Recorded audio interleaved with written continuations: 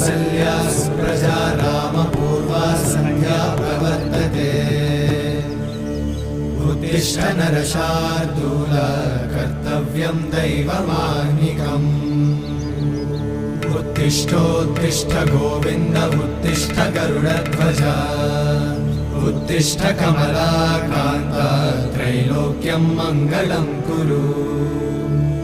उत्तिष्ठोत्तिष्ठ गोविन्द उत्तिष्ठ गरुडध्वज उत्तिष्ठ कमलाकान्त त्रैलोक्यं मङ्गलं कुरु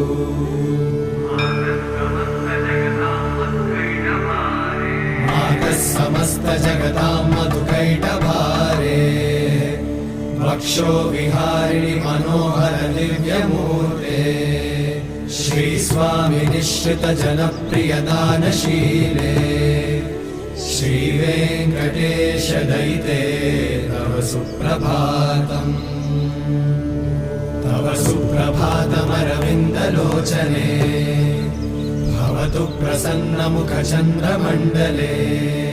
विधिशङ्करेन्द्रवनिताभिरर्चिते वृषशैलनाथ दयिते दयानिधे अत्यादि सप्त ऋषयः समुपास्य सन्ध्या